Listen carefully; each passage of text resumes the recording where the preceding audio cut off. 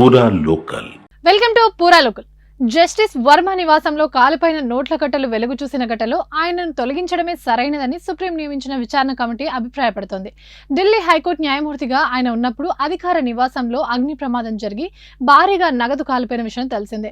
దీనిపై 3 న్యాయమూర్తులతో సుప్రీంకోర్టు నియమించిన కమిటీ 10 రోజుల పాటు విచారణ జరిపి 55 మంది సాక్షులను ప్రశ్నించింది. స్టోర్ రూమ్తో తనకు సంబంధం లేదని జస్టిస్ వర్మ చెబుతున్నా అది పూర్తిగా ఆయన లేదా ఆయన కుటుంబ సభ్యుల నియంత్రణలోనే ఉందని విచారణ కమిటీ తెలిసింది. తనపై కుట్ర జరుగుతోందని న్యాయమూర్తి చేసిన వాదనను తోసిపుచ్చింది సుప్రీం. అసలు ఆయన పోలీసులకు ఎందుకు ఫిర్యాదు చేయలేదని తిరిగి ప్రశ్నించింది. సగం కాలిన నగదును మార్చి 15వ తేదీ తెల్లవారుజామున న్యాయమూర్తి కుటుంబ సభ్యులే తరలించడానికి ఆధారాలున్నాయి. ఉన్నత న్యాయస్థానాల న్యాయమూర్తులు అత్యంత నిజాయితీతో ఉండాలని ప్రజలు ఆశిస్తారు. కోర్టు లోపలే కాకుండా బయట కూడా వారి ప్రవర్తనను గమనిస్తారు. పనితీరు, వారి ప్రవర్తన పైన ప్రజా విశ్వాసం ఆధారపడి ఉంటుంది. ఏ మాత్రం లోపాలున్నా ప్రజా విశ్వాసం సడలిపోతుందని కమిటీ నివేదికలో పేర్కొంది. స్టోర్ రూమ్ లో అంత భారీ నోట్ల కట్టలు జస్టిస్ వర్మ ఎలా లెక్కలు చెబుతారు?